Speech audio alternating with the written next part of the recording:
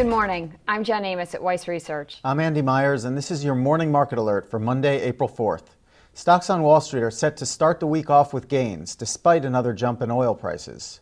Light sweet crude is now trading well above $108 a barrel, after hitting its highest level in 2.5 years earlier.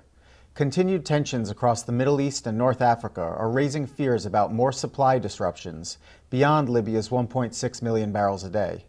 In addition, a strong U.S. employment report on Friday has investors betting that an improving economy will boost demand from the world's largest oil consumer.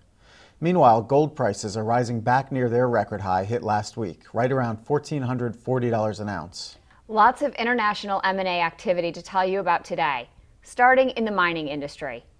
China's Minmetal Resources is making a $6.5 billion bid for Canada's Equinox minerals.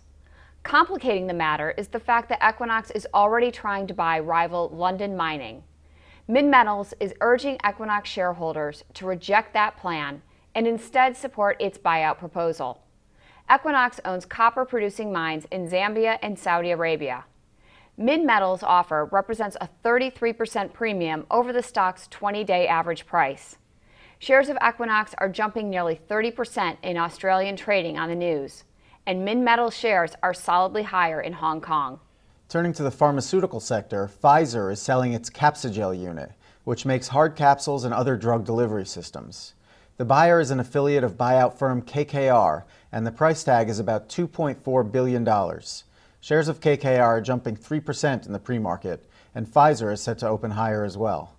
And we'll wrap up our M&A news with a deal in the European telecom sector. The UK's Vodafone is selling its 44% stake in French mobile phone operator SFR to Vivendi for $11.3 billion. The deal is part of Vodafone's strategy to sell minority assets in various regions and refocus its business on Europe, India, and Africa. Vodafone and Vivendi are both modestly higher on the news. We're keeping an eye on shares of Southwest Airlines this morning as it continues to inspect for cracks in its fleet of Boeing 737s. On Friday, a Southwest flight had to make an emergency landing after a 3-foot hole ripped open in its roof. According to the National Transportation Safety Board, cracks in at least 3 other jets have been found since then. Shares of Southwest are set to open nearly 5% lower. And finally, Weiss Ratings tells us that no banks or credit unions went out of business last week.